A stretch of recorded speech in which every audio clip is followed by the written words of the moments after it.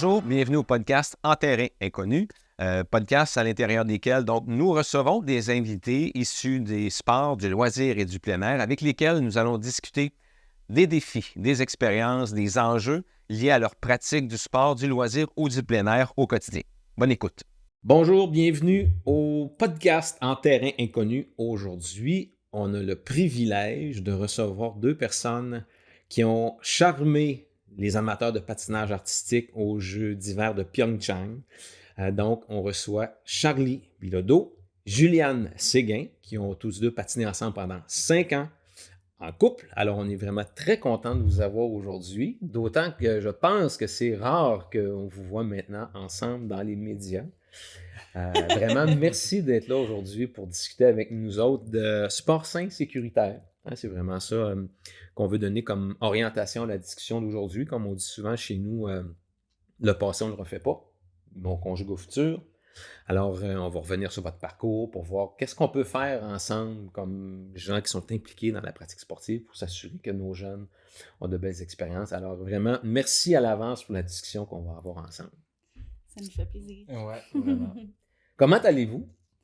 Ça va très bien. 1 an après la sortie du livre, 18-24 mois après la sortie du documentaire Pression, le livre Une médaille à tout prix. Ça va bien? Oui, pour ma part, ça va très, très bien. Je peux dire que la guérison est quasiment complétée. Je me sens bien, j'ai un nouvel emploi. Je reste un pied dans le patin aussi, donc ça me permet de garder, de toucher à tout, mais en même temps de mettre ma santé en priorité, puis d'être bien dans moi-même aussi. Mm-hmm. Non, je suis très satisfaite de où je suis rendue, puis tout le parcours que j'ai fait. Puis aujourd'hui, je suis contente d'être assise avec vous pour pouvoir discuter de belles choses. Toi? Ben moi, ça va super bien aussi, vraiment. En 2020, j'ai arrêté le patinage. Après ça, maintenant, ça va faire bientôt 3 ans que j'ai un emploi qui n'a aucun rapport avec le milieu du patin. Et puis, j'ai un petit garçon d'un an et demi. Henri, ouais, qui me demande beaucoup d'énergie. Puis, on aime ça comme ça. On aime ça comme ça. Puis, en fait, cette année aussi, j'ai fait un retour un peu dans la planète patinage en faisant du commentaire pour les compétitions qui se tiennent au Canada avec le projet de web diffusion francophone de Patinage Canada. Donc, après avoir pris 3 ans à l'extérieur du milieu du patin, là, un petit retour à l'occasion. 1 an après la sortie du livre, puis là, on l'a dit, presque 2 ans après le documentaire. Tu l'as évoqué toi-même, tu t'es reconstruite, tu t'es guérie. Est-ce que ça a été long? Est-ce que ça a été difficile? Ouf! C'est une question chargée. Ben, ça a été long depuis le livre, ça c'est certain, mais je pense que ça a débuté avant le livre. Ça a même débuté avant le documentaire. Tu sais, j'allais pas bien du tout. J'avais des symptômes de commotion, je comprenais pas ce qui se passait. J'avais des grosses nausées, des maux de tête, des migraines persistantes. On a un merveilleux système de santé au Québec, mais c'est long rentrer dans le système. Donc, il y a eu comme une période de temps où je ne savais plus qu'est-ce qui allait se passer pour ma santé, pour le futur. Je reste dans le patin, je reste pas dans le patin. C'était beaucoup de questionnements puis peu de réponses. Mm-hmm.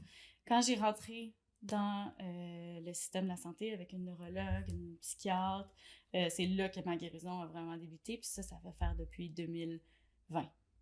Donc, c'est quand même pris comme un bon 3 ans.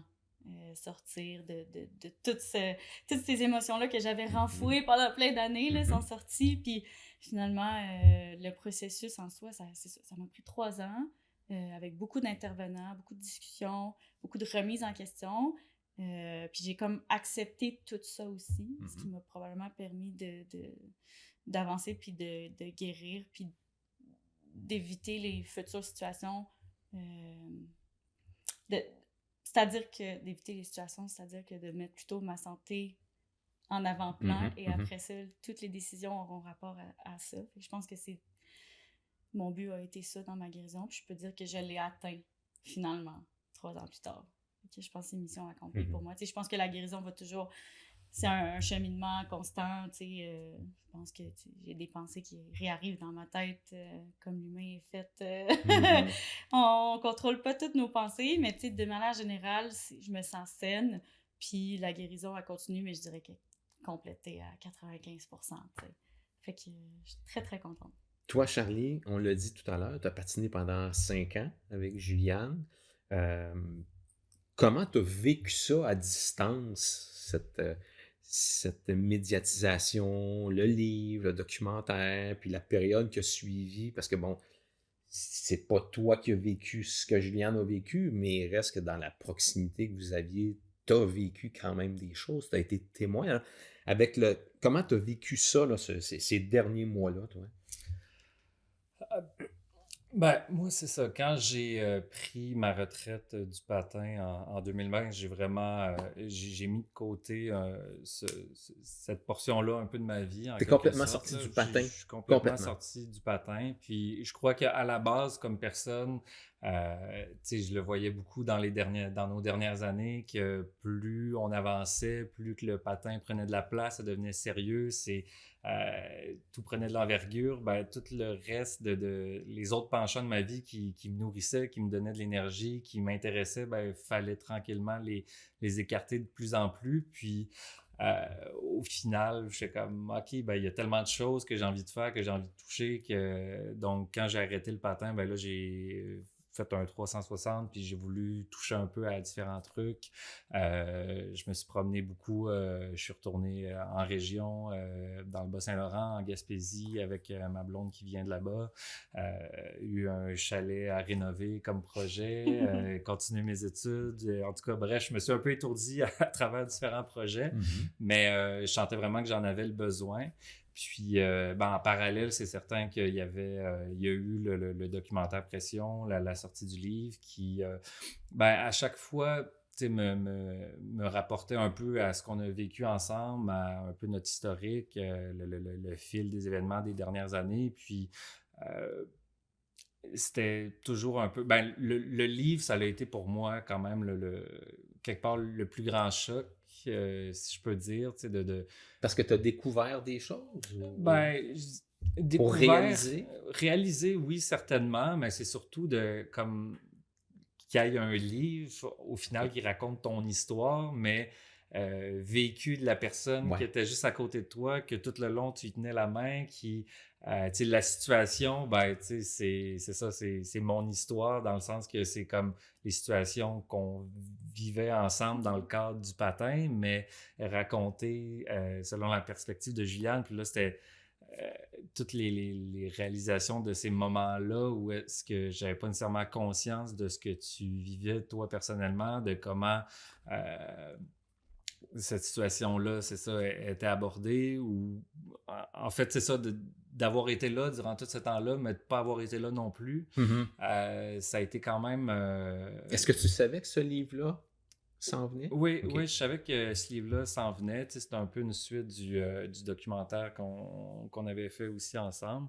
Puis, mais ça a tellement fait du bien, je trouve. J'ai l'impression qu'il y a un peu des choses comme ça dans la vie qui sont un peu des aboutissements de fermer des livres, justement, un peu comme on peut dire, comme fermer des chapitres, clore des histoires, aller jusqu'au bout des trucs. Puis, j'ai l'impression que il y avait de quoi là-dedans. Peut-être. En fait, c'est à toi de me le dire aussi. Je sais pas si c'est de même que tu le sentais, là, mais je trouve que ça l'apportait comme... En tout cas, moi, dans mon histoire, dans mon vécu, dans tout ce bagage-là, de tout avoir le parcours de Juliane aussi, que je peux, moi, personnellement, comme ajouter à ça, juste pour mes souvenirs personnels, tu sais, Est-ce que ça a été bénéfique? Parce qu'on le sait que ça a été bénéfique pour Juliane, elle nous l'a dit, mais est-ce que ça a été bénéfique pour toi aussi?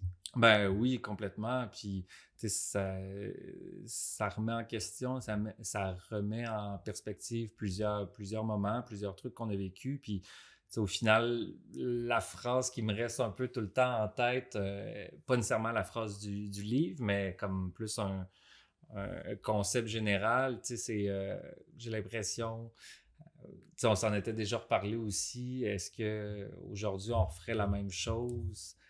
Quelque part, j'ai l'impression, en tout cas moi personnellement, oui, parce que on est tellement accroché comme athlète au rêve olympique, à cette espèce de grand but-là, puis il y a plein de choses qui arrivent, mais on est juste comme concentré là-dessus, puis on fait fi de plein de trucs, mais l'espèce de notion de à tout prix, y arriver à tout prix, ben, moi, je trouve que le prix que Juliane a payé, c'est beaucoup trop, puis ça devrait pas... Oui, justement, les choses ont un prix, puis il n'y a pas de à tout prix, tu sais, comme aller au jeu à tout prix, ben, pas nécessairement. Ça a un prix. Tu sais, sa santé, 3 ans, à devoir réapprendre comme je vais dire à vivre en quelque sorte, mais comme après le patin, avec des symptômes qui restent comme cicatrices de tout ça, tu sais, je trouve le prix est trop cher. Quand tu dis on ferait probablement les mêmes choses avec les yeux puis le bagage de l'époque, aujourd'hui, vous ne referiez pas les mêmes choses. On changerait beaucoup de choses. Oui, c'est ça. Oui, absolument. Qu'est-ce que vous changeriez? La communication. La communication entre nous et l'entraîneur, je crois. Puis je viserais à ce que l'entraîneur apprenne à écouter aussi. Parce que je pense que c'est une lacune. Tu sais, je veux pas généraliser tous les entraîneurs, loin de là, mais je pense qu'une des plus grandes lacunes que je me rends compte, c'est que c'est peut-être pas les athlètes qui communiquent pas, c'est l'importance que les entraîneurs donnent à ce que les athlètes disent. Tu sais. Je trouve qu'on a comme une... On écoute, mais on fait rien. Ou on va pas vers des spécialistes, ou on essaie de... Je peux comprendre la complexité d'une blessure, d'un entraînement, d'une compétition qui s'en vient. Faut essayer de tout calculer, puis il n'y a rien de laissé au hasard. Non, c'est ça. Sauf que je pense qu'on donne pas assez d'importance à ce que les athlètes disent. Mais est-ce que, tu sais, quand je t'entends dire ça, j'ai envie de faire un lien, puis peut-être qu'il n'est pas correct, avec ce que tu as mentionné dans ta réponse précédente. Le système est fait de même. Ça fait que ça excuse pas les comportements des entraîneurs. Non. Mais l'obsession est tellement mise sur la médaille, la performance, l'atteinte de résultats, qu'il y a des entraîneurs qui prennent des raccourcis, il y a des administrateurs qui les laissent faire, il y a des athlètes qui acceptent, il y a des parents qui acceptent. On est malheureusement un peu complice de ce système-là qui veut ça. C'est pour ça que c'est important d'avoir une discussion comme on fait là, parce que ça nous permet ensemble de réaliser que oui, c'est le fun d'atteindre des hauts niveaux, des hauts standards, mais pas au prix de ce que tu as vécu. Puis ce que tu as vécu aussi à travers ça, là, parce que tu l'as réalisé après coup, mais vous avez vécu tous les deux quelque chose.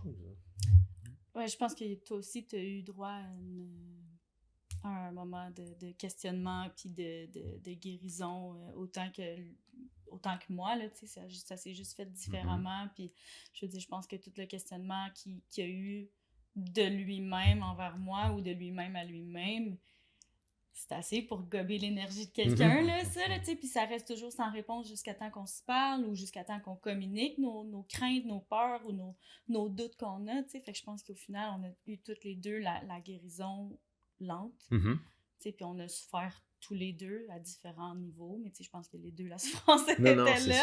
Mais je pense qu'au final, Qu'est-ce qui te revenait le plus, toi? Qu'est-ce qui t'habitait le plus après, là, tu sais, quand t'as vraiment... Pas que tu réalisais pas, là, mais quand tu le lis, puis tantôt tu nous disais avant de commencer l'entrevue que des bouts c'était difficile, que tu pleurais, que l'émotion remontait. Qu'est-ce qui t'est resté, qu'est-ce qui t'habitait, puis qui t'a habité dans ton processus à toi, là?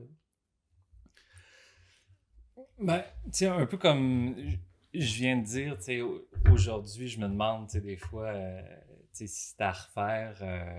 Est-ce que je le referais, tu sais, comme évidemment, tu sais, c'est ça. Aujourd'hui, avec l'apprentissage que j'ai, qu'on a eu, tu sais, c'est certain que c'est dur de faire le calcul parce que, tu sais, on avait une autre tête à l'époque et tout ça, mais,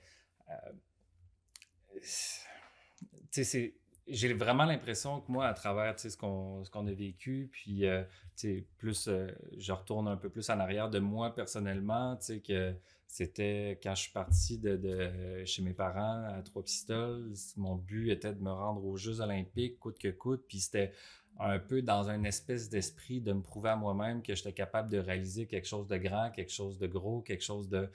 Fait qu'il y avait tout, tu sais, comme moi-même avec moi-même, tu sais, j'avais cette espèce d'obsession-là qui...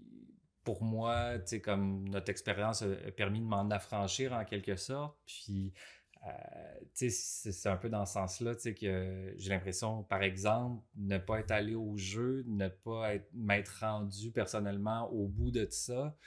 Je m'aurais probablement dit, je le sais très bien que si 2018 n'était pas arrivé, j'aurais été certain que c'était parce que j'avais pas ce qu'il fallait, parce que j'étais pas assez bon, puis que la dépression s'en serait suivie, puis que ça aurait été vraiment difficile à ce niveau-là.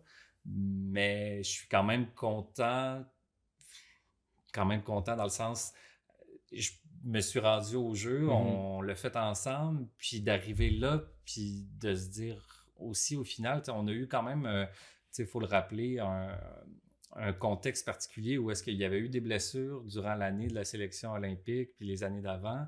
Puis durant cette année-là, de compétition en compétition, on était 4 couples au Canada qui étaient sensiblement du même calibre, mais on était toujours répartis sur différentes compétitions, mais on avait tout le temps un peu les mêmes pointages, puis c'est vraiment au championnat canadien en janvier 2017 qu'on savait si 3 semaines plus tard, on partait aux Jeux olympiques.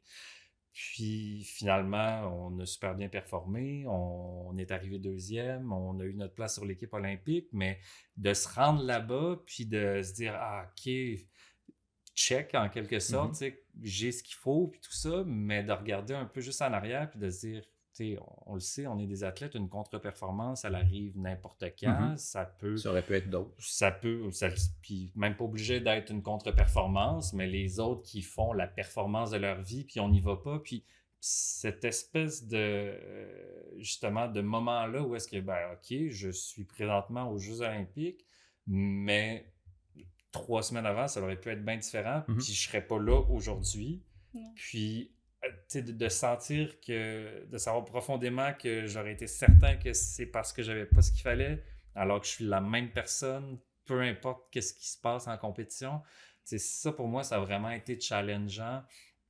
Puis ça m'a fait beaucoup grandir, j'ai envie de dire, sur la notion de performance, puis de tout ce contexte-là autour du sport, là, vraiment.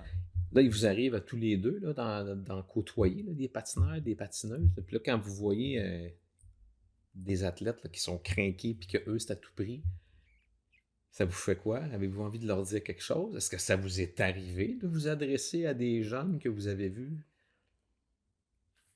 que vous côtoyez? Oui. On a-tu peur de se faire dire, ben là, toi, tu es aux Olympiques? Non, j'ai juste... Mon rôle à moi, c'est d'établir avec la personne... Ce que j'aime faire, c'est de communiquer avec l'athlète, de dire comme... C'est du patin, mais je comprends tes objectifs, puis je comprends ta détermination. Maintenant, là, ta détermination, elle prend trop de place, puis je pense qu'on est capable de restructurer ça pour optimiser la situation, quel que soit, de s'entraîner, d'un vouloir d'atteindre d'objectifs. Tu sais, je pense que ce qui est important, c'est pas de briser le rêve d'un athlète, parce que je pense qu'il est important, puis c'est le feu intérieur, mais je pense que c'est important de les éduquer à être déterminés de la bonne façon. Pas que ça devienne obsessif, puis que ça prenne... Tu sais, je dis, je veux pas que ça prenne toute ta vie, mais à un moment donné, t'as pas le choix quand c'est un objectif d'envergure olympique, mettons. Mais je pense que c'est important d'essayer de garder la personne le plus saine possible. Ben, un peu comme tu disais tantôt, là, quand tu as décidé que tu as quitté le patin en 2020, tu t'es étourdi, tu as fait d'autres choses. Tu sais, oui, d'aller aux Olympiques, mais je veux dire, en dehors de ta vie d'athlète, il faut que tu réalises d'autres affaires, il faut que tu fasses d'autres choses. Puis c'est ce que tu as fait là, après, mais tu ne l'avais pas fait avant. C'est tellement important. Là. Ben, il n'y a pas juste ça aussi. Je pense que, tu sais, comme moi, avant, je lavais un comptoir, puis je me penchais là, pour voir s'il y avait des miettes, là, tu sais. Puis ma mère, elle me regardait, puis elle était comme... C'est pas la fin du monde, là, tu sais. Es-tu encore comme ça? Non. Étais-tu comme ça aussi? On est obsessif. Non, hein? mais ouais, il y a un côté quand même obsessif. Mais je pense qu'on est obsessif de différentes façons, toi puis moi. Ouais. C'est incroyable la complicité que vous avez encore là, dans le regard. Là. Ouais, je pense pas que ça va se perdre. Je pense qu'on s'apprécie réellement. Puis tu sais, au final, autant les situations qu'on a vécues, bonnes que douloureuses, que troublantes, que mauvaises, que whatever, tu sais, comme tu le dis, cette connexion-là, tout ça, on l'a vécu ensemble en étant un à côté de l'autre, en étant là, un pour l'autre. Donc, justement, je trouve que c'est quasiment le meilleur exemple par rapport à un peu qu'est-ce qu'on vient de parler.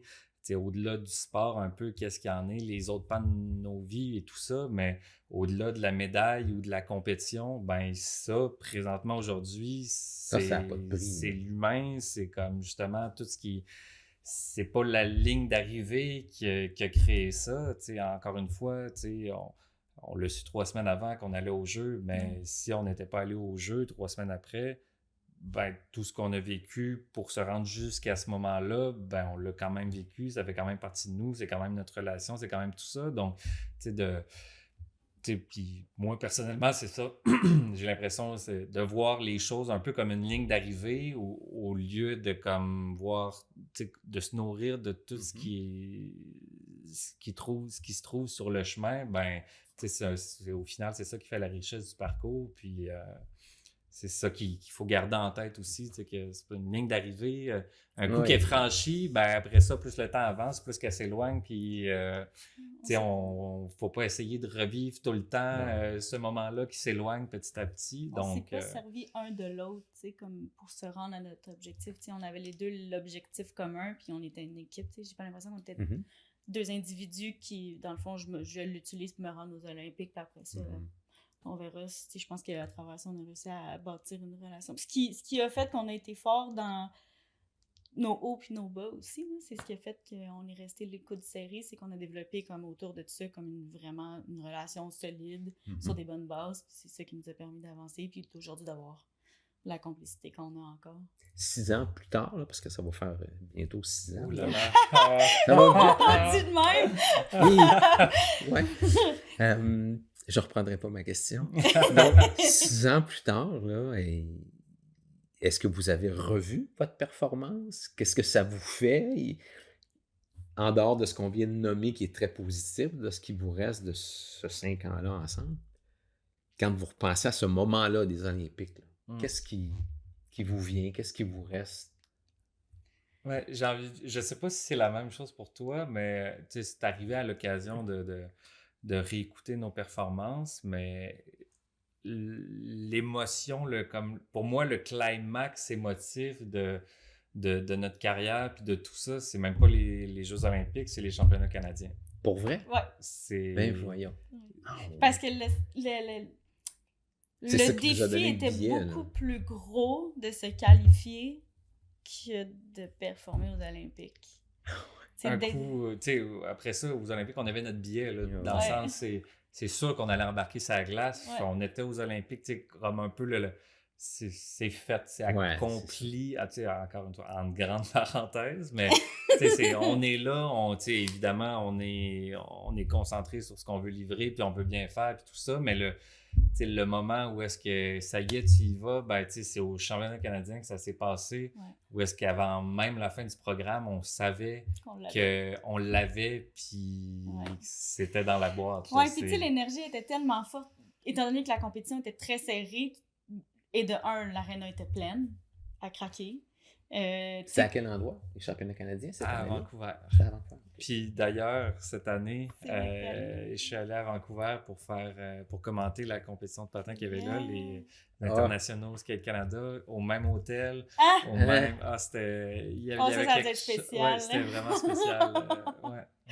Ah ouais, je pense que c'est à cause de ça que c'est la plus belle fierté, parce que le niveau de difficulté, puis notre famille est là, c'est les gens qu'on connaît, c'est les Canadiens, c'est tout le temps le fun de performer à la maison, c'est comme tu te sens soutenu, puis peu importe le résultat, t'es soutenu. Fait que je pense que c'est ce qui a fait que c'est la plus grande fierté, je pense, c'est ça. Sans retourner dans les détails là, de ce qui est raconté, comment on en arrive à des situations comme ça quand on est un sportif, qu'on est des sportifs? Pourquoi ça arrive? Oui, l'obsession des résultats, mais y a-t-il quelque chose qu'on peut faire pour que ça arrive plus, pour limiter les risques? Toi, tu es un garçon là, qui va peut-être en faire du patin ou un autre sport. J'aurais peur. T'aurais peur? Ouais. Si ça change pas? Ouais. Ah ouais. Ben même moi, je pense que j'ai le bagage pour supporter, je crois. Puis je parle, c'est hypothétique, là. J'ai pas d'enfant, puis je veux pas dire. Mais je pense que j'aurais pas le goût qu'il y ait dans un sport artistique. Même si j'ai l'amour pour le sport, puis je vais toujours l'avoir, l'amour pour le sport, puis je veux rester dans le sport. Mais savez... moi, j'ai l'expérience pour le gérer. Moi, ben, c'est ce que j'allais dire. Vous savez que quand vous dites ça, c'est du monde comme vous autres qu'on a besoin dans le sport. Oui. Parce que vous êtes conscient là, qu'il y a un problème, puis vous nommez... Puis ça, c'est quelque chose qu'on entend, là, nous, des parents qui disent non, moi, j'enverrai pas mes enfants dans tel sport, ou je veux pas qu'ils aillent dans tel sport. Oui. C'est très dur d'éviter aussi parce que la compétition augmente. Tu sais, quand tu tombes à l'international, surtout, on compétitionne contre des pays qui ont peut-être moins de réglementation, puis qui ont peut-être un petit peu plus... disons, ils contournent beaucoup de choses, ce qui fait c'est très difficile d'augmenter le niveau ici au Canada parce qu'on fait les choses en règle. Fait que là, je dis ça, puis je mets ça à marcher sur une ligne, là, tu sais, je vais faire attention, mais tu sais, je pense que ça se doit d'être dit, puis tu sais, c'est ça. C'est ça qui fait que ici, c'est dur de rester sain peut-être à cause de tout ça. Maintenant, c'est d'essayer d'éduquer comme nos athlètes à laisser ça de côté puis de se développer en tant qu'humain au Canada et en athlète au Canada.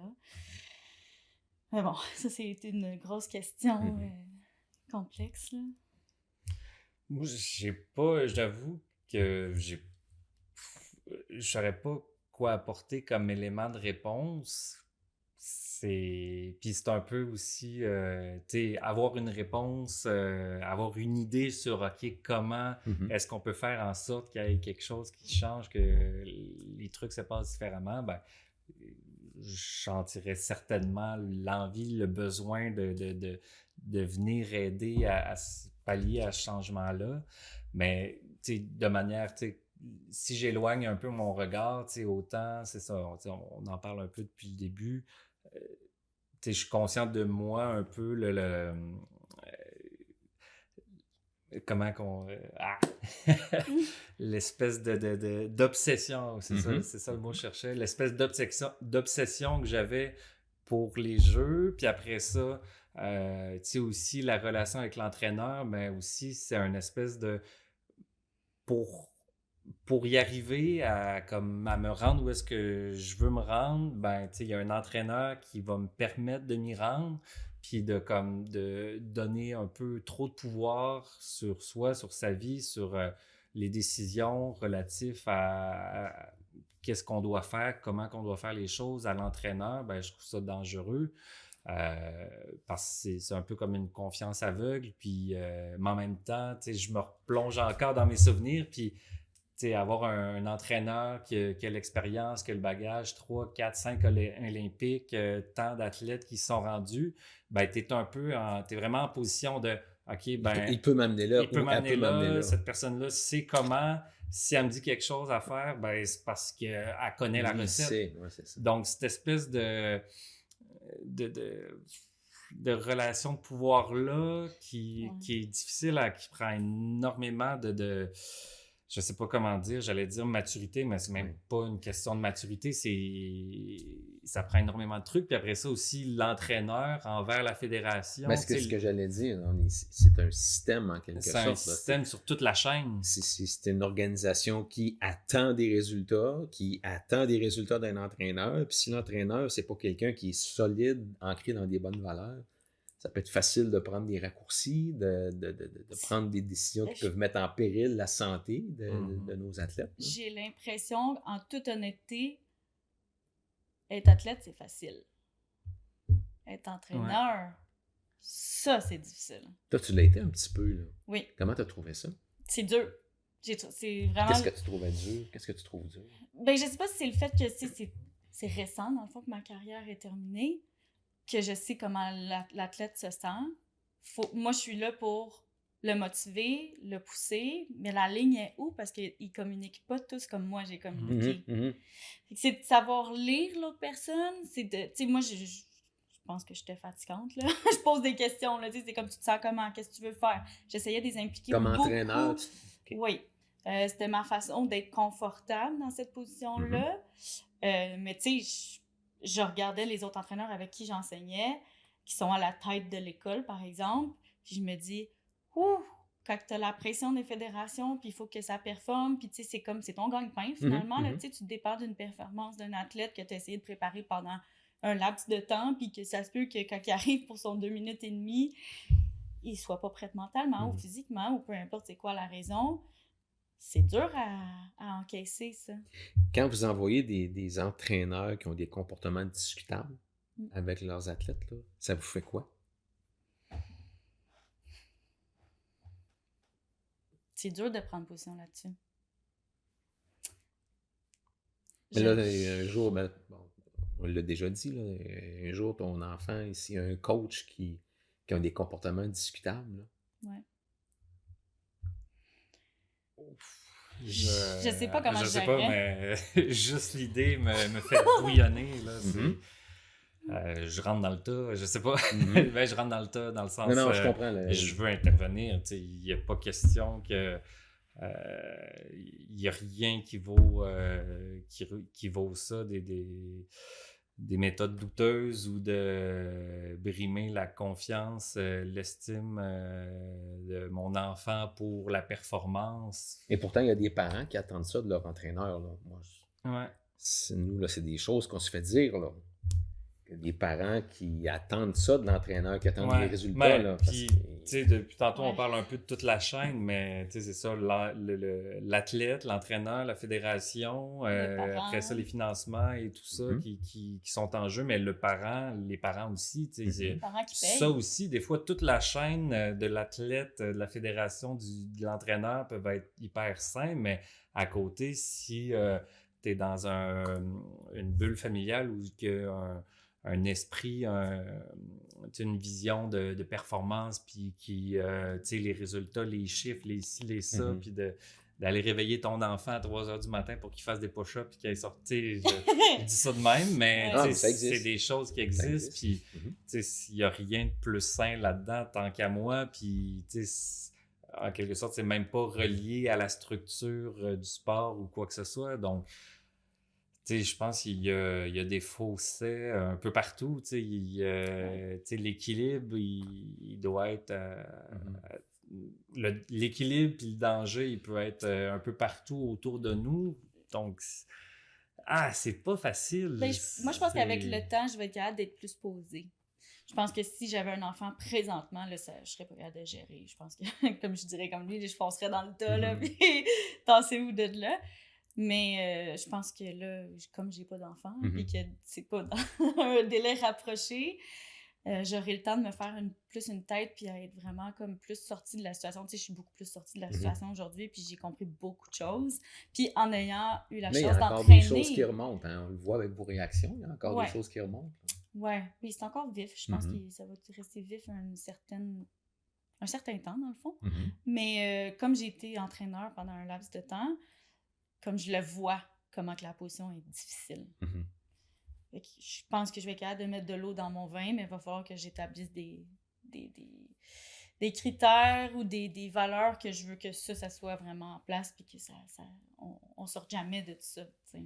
Je pense que là encore, je suis pas assez outillée pour le faire. Je pense encore un petit peu à vif. Puis ça, mettons, le coaching aussi, être entraîneur...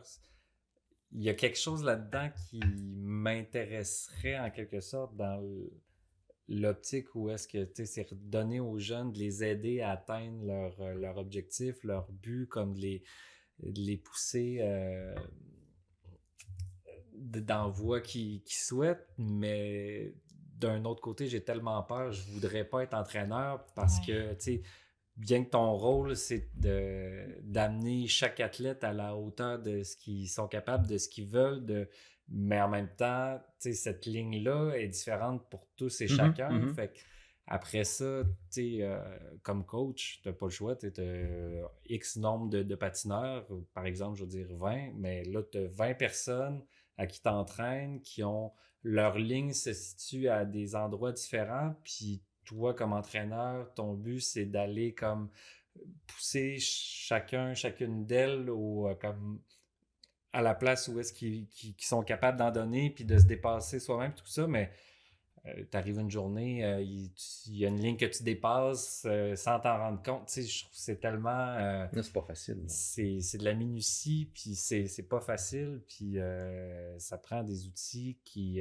tu sais, c'est pas la matraque que tout le monde ont le même point de bascule, ou est-ce que tu appliques la même méthode à tout le monde. Tu sais, je crois qu'il faut que ça soit vraiment personnalisé en fonction de chacun, puis de tellement de facteurs, Mais on revient à la notion de l'écoute aussi que tu mentionnais au début de l'entretien, hein, d'être à l'écoute.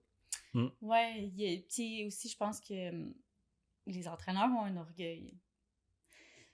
Puis ils ont des objectifs en tête, puis ils coordonnent. Tu sais, des fois, ça les athlètes aussi. Les athlètes aussi. Ben Ça oui. concorde pas toujours, je pense, l'objectif de l'entraîneur versus l'objectif de l'athlète. Tu sais. Puis il y a aussi une notion où ce que l'athlète dit qu'il veut un objectif, mais des fois, ils ont tendance à dire ce que l'entraîneur veut entendre.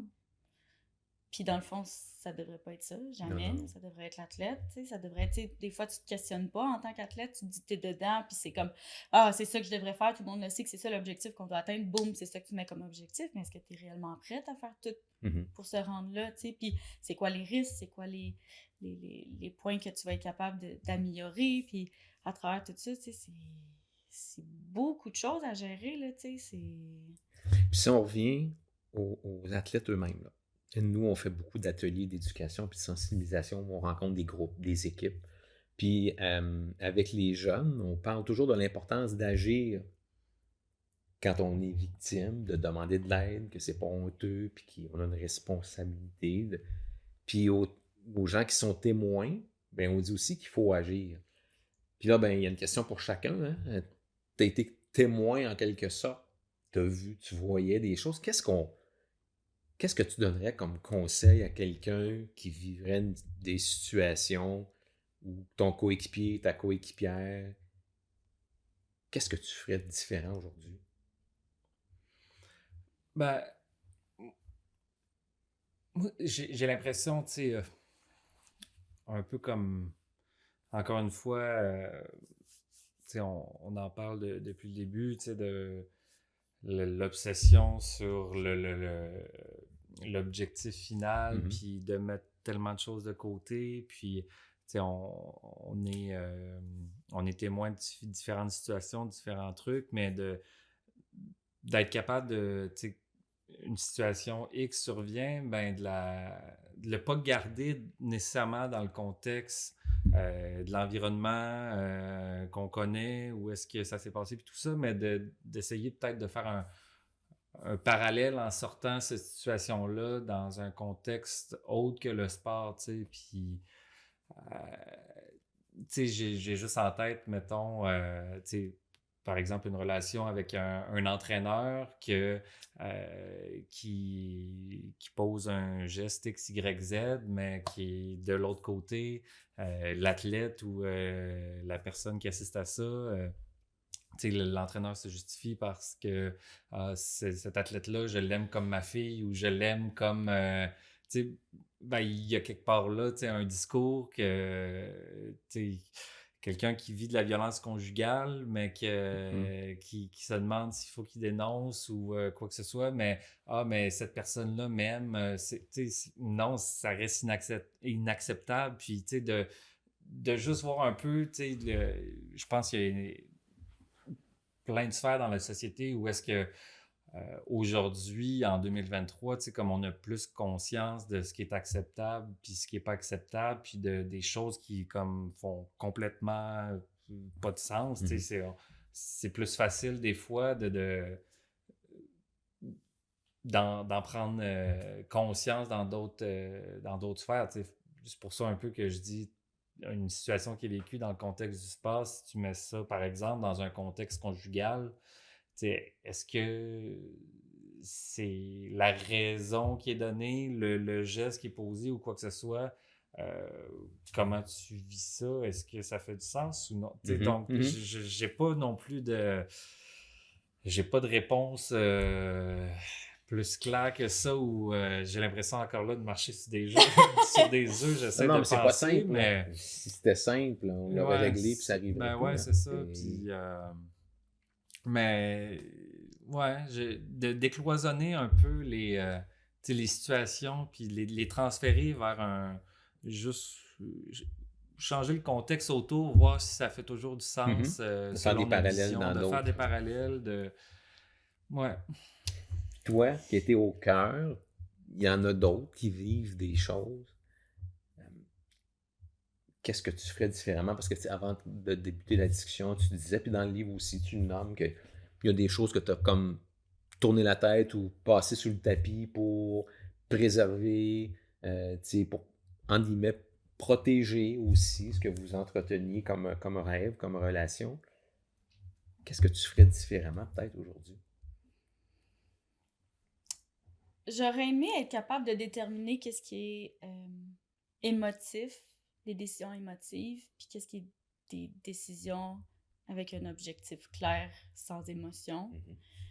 Je pense que c'est une des choses qui m'a nuit parce que j'ai laissé passer beaucoup les décisions émotives en premier, puis ça a fait en sorte que j'ai tassé des valeurs. J'avais une relation trop proche avec mon entraîneur. Tu sais, tu t'en rends pas compte parce que c'est une décision à la fois que tu fais, puis c'est ça qui te mène à ça, tu sais, au quotidien. Tu t'en rends pas compte, puis tu te dis « Ah, comment ça, je l'ai échappé si loin que ça? » Tu te dis « Ah, ben, tu dis oui à ça, tu dis oui à ça. » Puis on est la somme de toutes nos décisions en tant que personne. Mais je me dis, je pense que le seul conseil que je pourrais dire, c'est d'être clair envers les attentes de nos entraîneurs, mais aussi les entraîneurs envers les athlètes. Je pense que des deux parts, il y a quelque chose qui se doit d'être fait, puis d'être tracé. Puis je pense que ce serait le meilleur conseil que je peux donner parce que c'est tellement des situations complexes, puis c'est tellement, tu sais, on gère des êtres humains en tant qu'athlète, en tant qu'entraîneur, des objectifs, des fois c'est des objectifs de vie. Des fois, tu es à un cheveu de l'atteindre. Tu te dis, faut vraiment mettre toutes les œufs dans le même panier, mais je pense que c'est important de déterminer qu'est-ce qui est la limite de l'entraîneur puis qu'est-ce qui est la limite de l'athlète. Ce qu'on a aussi vu dans le documentaire, dans le livre que tu as, puis les conséquences qui t'ont suivi c'est lié directement à des choses qu'on ne nomme pas puis qui sont trop présentes encore dans le sport, les troubles alimentaires, surtout des sports esthétiques. Les commotions cérébrales. Comment ça qu'on est encore là-dedans? Puis pourquoi? Qu'est-ce qu'on devrait faire pour sensibiliser? T'sais, moi, j'ai un de mes garçons, il jouait au football à un moment donné, puis un de ses coachs qui a voulu le renvoyer sur le terrain, il venait de subir une cour. Il voulait le retourner sur le terrain. Ça existe encore, là. Puis, j'aimerais ça en même temps, s'il faut qu'on le fasse, pour sensibiliser. Je sais qu'il y a des choses que tu m'as dites, les symptômes que tu as eu liés à ça, ça n'a juste pas de bon sens. Il faut l'entendre. Tu n'as pas été capable d'utiliser d'appareils électroniques. Première fois que je t'ai vu il y a 1 an, tu ne conduisais pas plus que 10 km. Oui. C'est sans compter la médication. Puis je suis tellement pas gênée d'en parler, mais j'ai eu 3 antidépresseurs en même temps. Parce que dans le fond, en neurologie, on reconditionne le cerveau de la même façon qu'une dépression.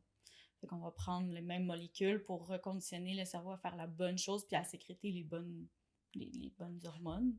Fait que j'avais 3 antidépresseurs mélangés ensemble pour reconditionner, enlever les nausées, enlever les migraines. Dans le fond, mon cerveau était comme tout le temps en attaque puis mêlé.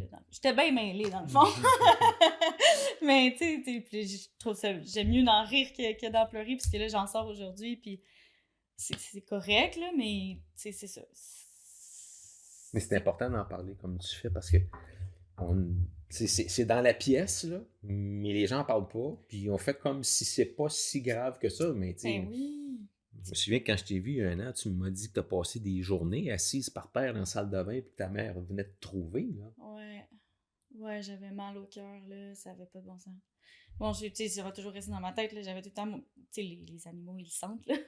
Mon chien, elle venait se coucher à côté de moi, puis ben ma mère, elle venait s'asseoir un peu en indien. Une chance qu'il y avait le plancher chauffant, parce que c'était la seule chose qui me réconfortait, mais tu sais, j'avais tellement des nausées, des maux de tête, c'était fort, là, tu sais, c'était comme j'avais de la misère à me gérer moi-même, là, tu sais. Il y avait, tu sais, il faut pas oublier aussi que dans tout ce processus-là, il y a eu une dépression puis un trouble d'anxiété généralisée qui est venu amplifier tous les symptômes qui étaient présents. Mais tu sais, ça, En fait, je pense que c'est la commotion qui a fait découler Mhm. les autres symptômes à côté. Mais tu sais, ouais, c'est ça. C'était beaucoup de choses à gérer. J'ai été 2 ans couchée dans mon lit.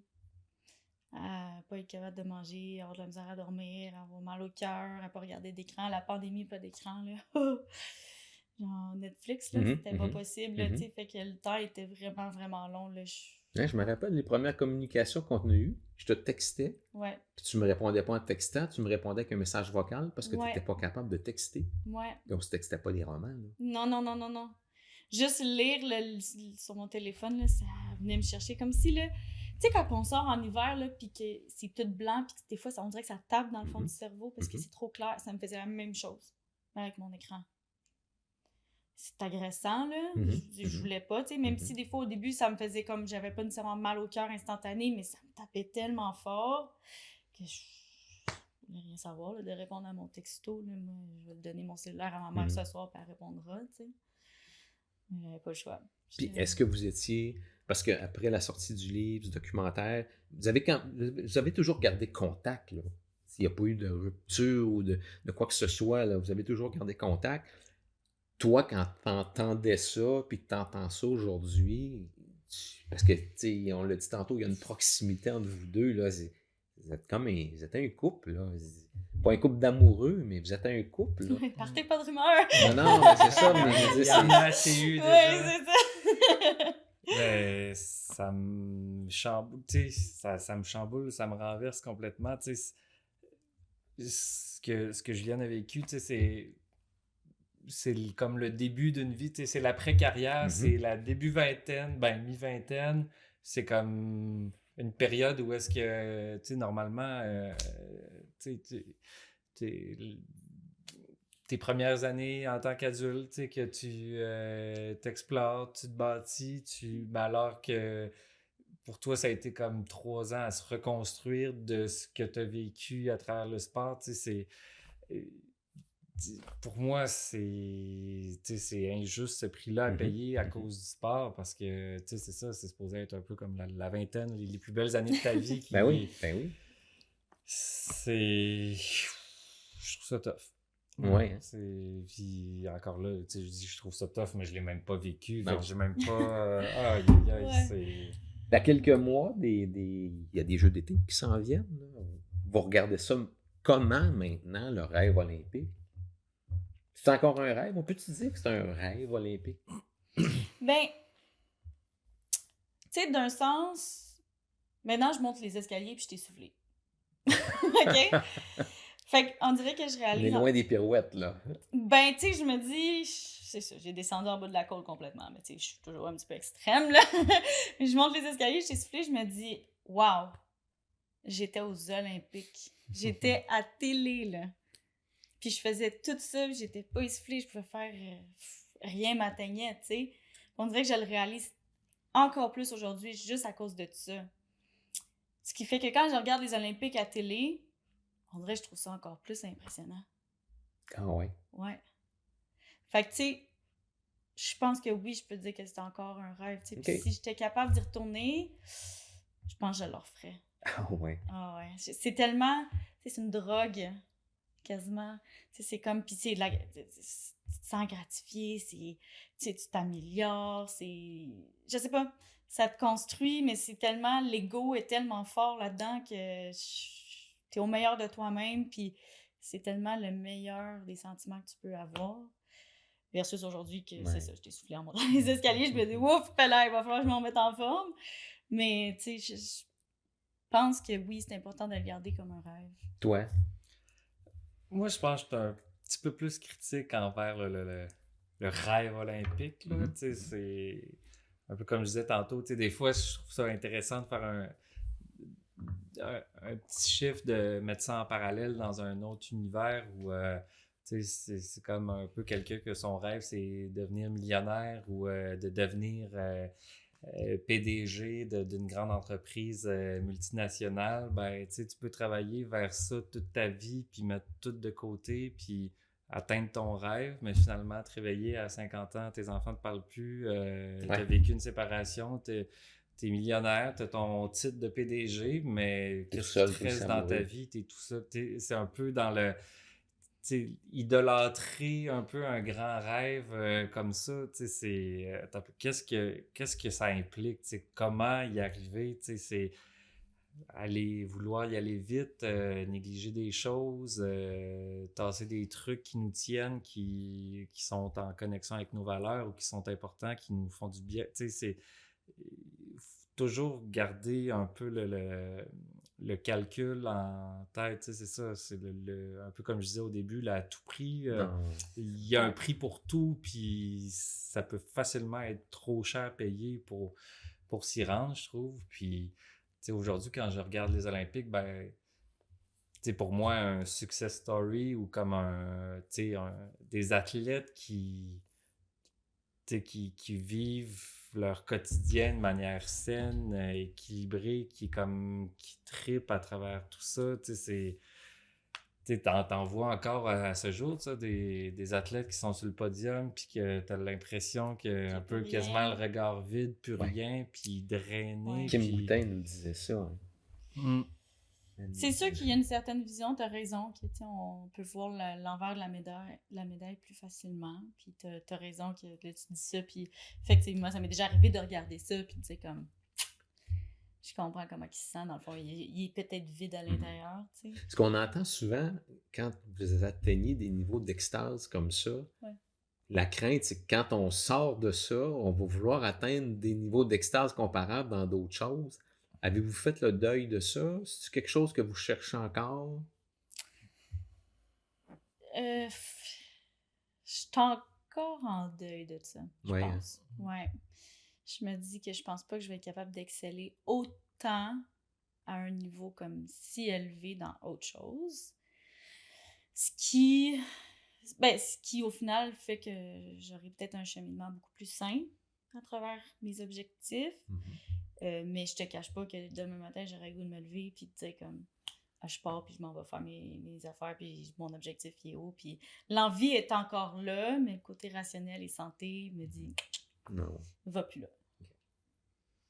Moi, j'ai l'impression que rationnellement, mon deuil est fait en quelque sorte sur la recherche de ces grands moments et tout ça, mais il y a un peu des mécanismes qui sont toujours là, que c'était un peu sournois en quelque sorte de la manière que je vais me lancer dans un projet ou que je vais avoir envie de faire de quoi, puis de tout mettre mon énergie, de optimiser chaque petit moment pour comme avancer, puis je l'ai vécu un peu avec mes rénovations à mon chalet, là, où ça prend de la place, de l'espace mental, puis c'est un peu...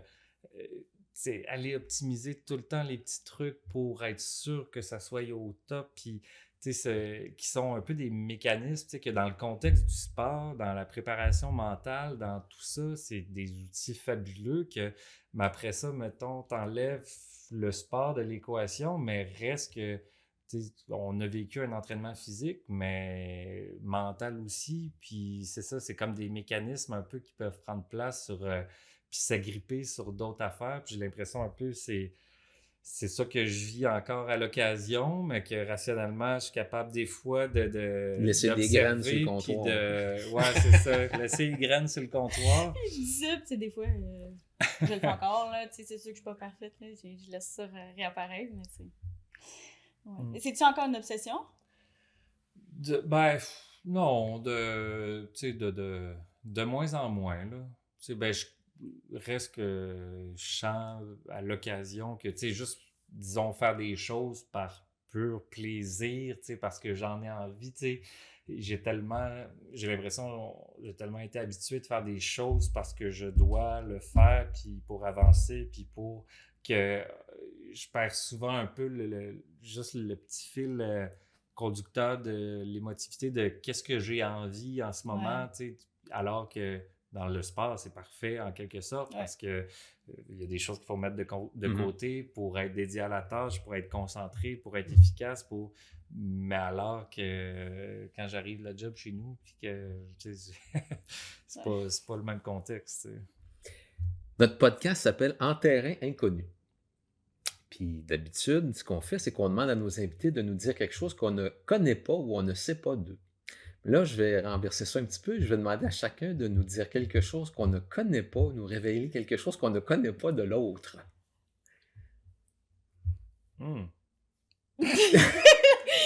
Je vais par où? Pas trop loin, s'il te plaît. Ben, avant notre discussion, on a appris que tu étais hyperactif quand tu étais jeune, mais en dehors de ça. Hey boy! Charlie, c'est quelqu'un de fier. Charlie, c'est un lion. Ah ouais? Ah, ouais. non. Quoi? Non. Tu veux pas d'aller là? Mais ça va être ton tour après. Ouais, c'est ça, tu vas pas me cramer comme il faut. Non, mais Charlie est très surprenant comme personne. Tu sais, il est un pur divertissement. On va dire que peut-être c'est un bon public aussi, là. Mais disons que le côté enfantin de Charlie, je l'ai très bien connu. Et... On sent beaucoup de retenue.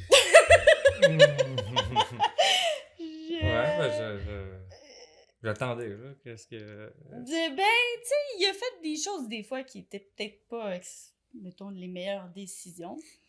Je vois-tu là? Ok, je sais pas. Ok, ben, j'irai peut-être pas là si tu veux pas que j'aille là, mais je vais te semer la question pour tout le monde, là. Est-ce que, au pire, on arrête l'enregistrement puis ils font du montage? Puis, C'est le pire cas. Charlie est quelqu'un de très créatif, puis aux Olympiques, pour la tour canadienne, où est-ce que tout le monde habitait, l'emblème, ben, c'est un orignal, évidemment, pour le Canada. Et Charlie et d'autres compatriotes ont jugé bon de mettre cet orignal-là sur un piédestal. De la façon que notre tour était faite, on pouvait entrer par le garage. Ben, pas par le garage, mais comme plus niveau comme...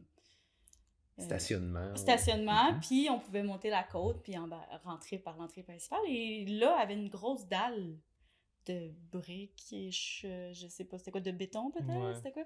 Puis ben c'est ça, ils ont décidé de monter ça. Donc, Charlie est quelqu'un de Bob le bricoleur, tu sais. Je sais pas si le monde savent ça, mais tout ce qui peut avoir un intérêt d'artifice, là, de comme, c'est un one-shot deal, puis on le fait là, il va toujours saisir l'opportunité pour le faire. Eh ben. Mais j'ai envie... Ben non, mais c'est pas correct. C'est racontable. Ouais. C'est la moins pire des histoires. Oui, non, j'ai pas allé trop loin non plus. Là. Mais en même temps, il manque un petit peu de contexte là, qui peut rendre l'histoire encore plus intéressante. Vas-y, prends ta défense un peu. Non, mais en fait, c'est ça. Faut dire qu'on était durant un mois au jeu à Pyeongchang. Puis que c'était à perdre. Du environ 1er au 28 février. Puis le 14 février, notre compétition était finie. On n'avait plus rien à faire à part aller voir les sports, aller faire la fête aussi et tout ça. Puis bref, en revenant de faire la fête, l'orignal, je me suis dit, ça serait drôle que à chaque matin, les gens se réveillent et qu'ils soient toujours à une place différente. Donc, il était lourd en plus? Ouais, on était 3-4 à le bouger. On l'a bougé une fois, puis finalement, j'ai eu une petite rencontre me disant que je ne pouvais pas assister à la cérémonie de clôture. Pour ce geste-là? Pour ce geste-là. Puis finalement, j'ai bien rattrapé ça. Puis, mais il y avait des personnes qui n'étaient pas contentes. Eh ben. Mais en tout cas, bref, pour moi, c'était très ludique. Là, puis c'était juste dans un esprit. Ça tournait en un incident presque diplomatique. Ouais. C'était très... Donc, honnêtement, même moi, je trouvais ça très drôle. Là, puis, je veux dire, il n'y a rien de mal à ça. Là. Je peux comprendre que si on dit oui à quelque chose, à un moment donné, ça va toujours plus loin. Puis je pense que c'est ça qu'il faut comprendre en tout ça. La sanction, c'était juste de dire que ça n'a pas de bon sens de faire ça. Qu'est-ce qu'on ne sait pas de Juliane? Bien qu'elle se soit racontée pas mal. Ouais. Qu'est-ce qu'on ne sait pas de Juliane? Maudit, j'aurais dû réfléchir que tu racontais. T'avais tellement peur de ce qu'elle allait dire. J'étais juste en alerte. J'étais comme, oh là là, qu'est-ce qu'elle va dire? J'aurais pu aller dans beaucoup de directions pour Charlie. mais c'est le même que je l'aime, là.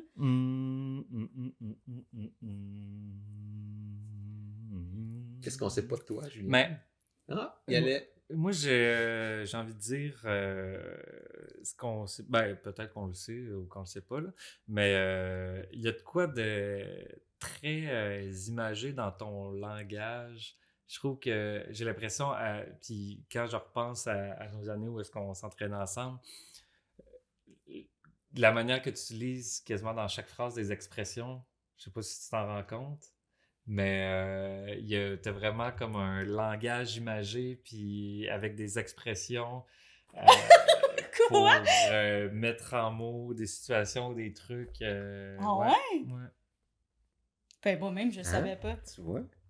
Ah, c'est Puis drôle, après ça. ça, tu sais, des fois, on pige un peu de trucs de tout partout. Je sais pas si dans ta famille, avec tes parents, tu sais, il y a beaucoup d'utilisation d'expressions ou de trucs comme ça, mais tu sais, juste comme tantôt, tu parlais de Bob le bricoleur, tu sais, pour ce genre, mettons, Ok, expression c'est en vrai. parenthèse, là, mais j'ai l'impression, c'est ça qui me manque de mon quotidien avec toi, où est-ce que j'ai l'impression, à chaque discussion, il y avait plein d'éléments comme ça, Ah, c'est bon. d'expressions qui venaient colorer la patente.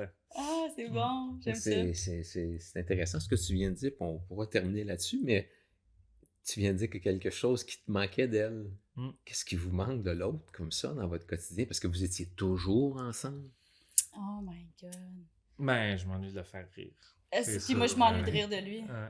Oh ouais. Ah, j'aimais ça, là. Ça n'était un peu trop intense des fois. Mais tu sais, en même temps, je suis vraiment, vraiment ricaneuse là, dans la vie. Je me fais rire moi-même. Puis des fois, je tombe dans Ben, un je suis cercle vraiment, vicieux. vraiment drôle. C'est ça. Et des fois, je suis tellement comme partie dans ma tête que je tombe dans un cercle que je m'entends rire puis je me fais rire. Puis là, j'ai de la misère à sortir de ça, tu sais. Fait que je suis 100% coupable de ça. Mais oui, c'est vrai que t'es quelqu'un de drôle. Mais tu sais, t'aimes saisir les opportunités pour être drôle aussi. Mhm. Tu sais, comme... Je sais pas si c'est le fait que je riais. Je te donnais du jus pour que Ouais, t'embarques. oui, oui, Tu sais, bon, peut-être que ça t'a mené des fois à des situations un peu moins cocasses. Mettons que... Ouais, c'est ça. Je pense que juste sa présence... je pense qu'on... En tout cas, pour ma part, quand il arrivait, il était apaisant. Tu sais, quand il arrivait à l'Aréna, c'est comme, OK, Charlie est là. C'est une belle fin. Merci. Vraiment, merci à vous deux d'avoir accepté de venir nous rencontrer pour qu'on discute ensemble de sport sain sécuritaire. Vraiment, c'est le fun de vous voir. Puis moi, j'ai envie de vous inviter à vous impliquer dans votre sport, dans peu importe le sport que vous allez choisir. Moi, on a besoin de gens comme vous deux. Vraiment, merci. Merci. Merci à toi. Merci à toi, vraiment. Merci d'avoir été parmi nous. Rendez-vous dans 2 semaines pour notre prochain épisode dans Terrain Inconnu.